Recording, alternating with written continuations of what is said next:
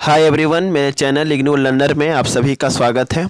दोस्तों, मैं फिर से आप सभी के लिए BHDC 132 का सबसे महत्वपूर्ण प्रश्न कबीरदास जी के सामाजिक चेतना पर जो है इस वीडियो में चर्चा करेंगे। सो आप सभी से रिक्वेस्ट है कि आप इस वीडियो के अंत तक बने रहें, जिससे कि आपको इस प्रश्न का आंसर बहुत ही सरल भाषा में और सहज भाषा में जो है आपको अच्छे तरीके से समझ में आ जाए। और मैं दावे के साथ कह सकता हूँ कि इस प्रश्न का आंसर आपको समझ में आना ही आना है। ठीक है, सो स्टार्ट करते हैं। और स्टार्ट करने से पहले मैं आप सभी से रिक्वेस्ट करता हूँ कि अगर आप चैनल पर पहली बार आए हैं तो सबसे पहले चैनल से जुड़िए, क्योंकि इस चैनल पे आपके जितने भी सब्जेक्ट हैं सभी सब्जेक्ट के इंपॉर्टेंट क्वेश्चंस के वीडियो बिफोर एग्ज़ाम आपको चैनल पे देखने को मिलता है। सो स्टार्ट करते हैं। प्रश्न क्या आएगा एग्ज़ाम में? प्रश्न एग्ज़ाम में बस इतना सा ही आएगा कि कबीरदास जी के सामाजिक चेतना पर क्या कीजिए, प्रकाश डालिए। तो सबसे पहले आपको हेडिंग के अंतर्गत आपको स्टार्टिंग में लिखना है कि कबीरदास जी की सामाजिक चेतना की विशेषताएं जो हैं निम्नलिखित है, जिसका व्याख्या हम निम्नलिखित संदर्भ में कर सकते हैं, जो इस प्रकार है। सबसे पहला हम हेडिंग देंगे, ठीक है। और मैं हर बार कहता हूं कि आप एग्ज़ाम में सभी प्रश्नों का answer as a heading wise ही लिखिए, जिससे कि एग्जामिनर आपको अच्छा नंबर दे। तो सबसे पहला हेडिंग देंगे आपको देना है, वह है जातिवाद का पूर्ण रूप से विरोध। ठीक है, तो इस हेडिंग के अंतर्गत आपको लिखना है कि कबीरदास जी की काव्य की सबसे महत्वपूर्ण विशेषता यह है कि कबीरदास जी ने अपने रचनाओं के माध्यम से और अपने ग्रंथों के माध्यम से तत्कालीन समाज में फैले हुए जातिवाद को पूर्ण रूप से समाज से उखाड़ फेंकने का प्रयास किया।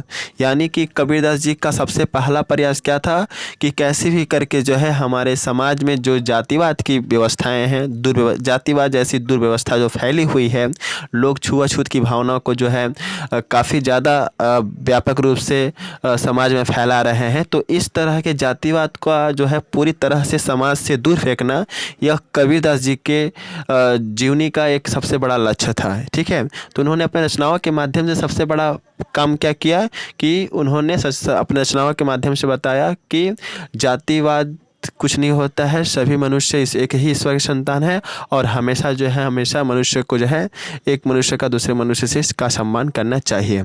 तो कैसे लिखेंगे कि कबीरदास जी ने जो है अपने रचनाओं के माध्यम से तत्कालीन समाज में जो जातिवाद जो फैला हुआ था उसको पूर्ण रूप से समाज से उखाड़ फेंकने का प्रयास किया, क्योंकि उस समय तत्कालीन समाज में जाति प्रथा पूरी तरह से जो है व्याप्त हो गई थी और जो लोगों के जीवन के अनुकूल नहीं था।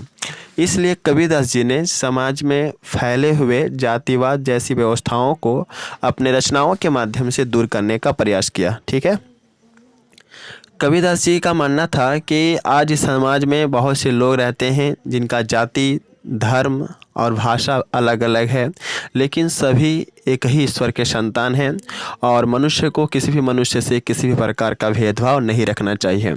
कबीरदास जी का क्या मानना था? उनका मानना था कि आज इस संसार में बहुत सारे लोग रहते हैं, सभी लोगों का जाति, धर्म, भाषा, रहन सहन अलग अलग होता है, लेकिन सभी के सभी मनुष्य जो हैं एक ही ईश्वर के संतान हैं और किसी भी मनुष्य को जातिवाद को लेकर के, धर्म को लेकर के जो है किसी भी प्रकार का भेदभाव अपने हृदय में नहीं रखना चाहिए। यह कबीरदास जी के जीवन का सबसे बड़ा लक्ष्य था और उन्होंने अपने रचनाओं के माध्यम से जातिवाद जैसे दुर्व्यवस्थाओं को जो है पूरी तरह से समाज से दूर करने का प्रयास किया। ठीक है, और वे कहते हैं कि मनुष्य को किसी भी मनुष्य से किसी भी प्रकार का भेदभाव नहीं रखना चाहिए। और क्यों नहीं रखना चाहिए? क्योंकि सभी मनुष्य जो है एक ही ईश्वर के संतान है, भले ही उनका जाति, धर्म, भाषा और रहन सहन अलग अलग क्यों ना हो।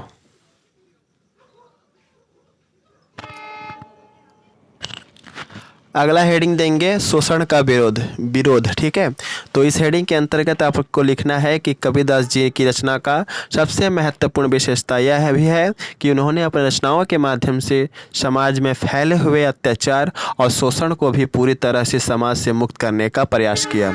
उस समय तत्कालीन समाज में उच्च वर्ग के लोग अपने से निम्न वर्ग के लोगों के ऊपर अत्याचार और शोषण करते थे।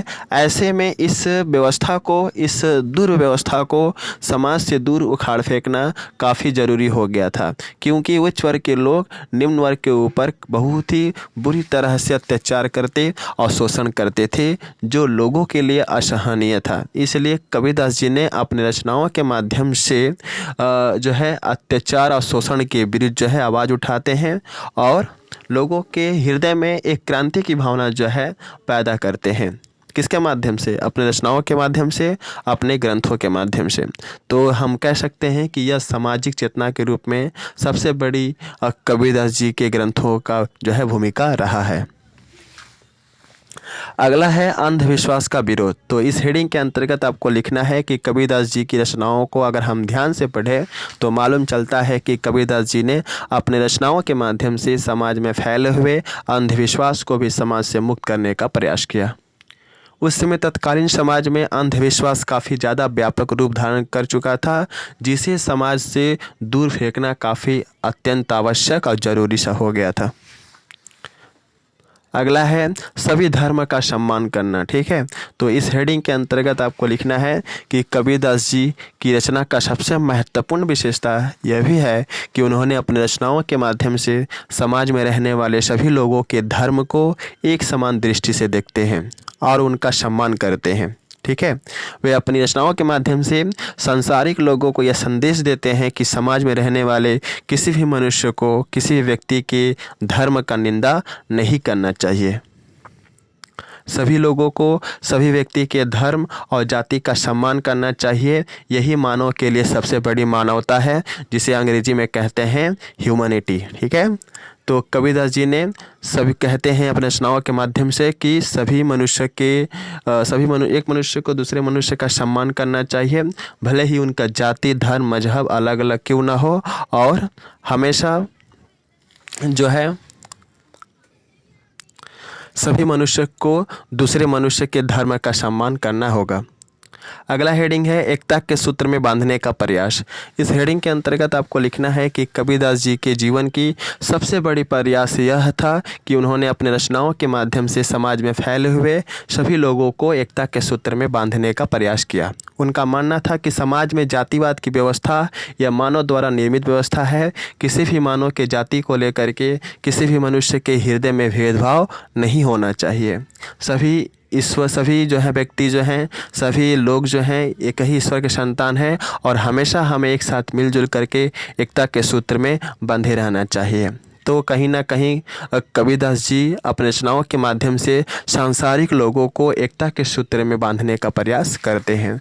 तो आई थिंक आप समझ गए होंगे कि कबीरदास जी ने सामाजिक चेतना के रूप में कौन कौन से उन्होंने कार्य किए अपने ग्रंथों के माध्यम से, अपनी कृतियों के माध्यम से। और यहाँ पर मैं कहना चाहूँगा कि अगर आपको इसका PDF चाहिए तो आप टेलीग्राम चैनल को ज्वाइन कीजिए। अलग से मैंने प्लेलिस्ट बना रखा है जहाँ पे बहुत सारा वीडियो है। आपको सारे वीडियो अगर आप देख लेते हैं तो आई थिंक आप अच्छा स्कोर कर पाएंगे सब्जेक्ट में। So best of luck for all of you for your exam and thanks for watching my video. जय हिंद, वंदे मातरम।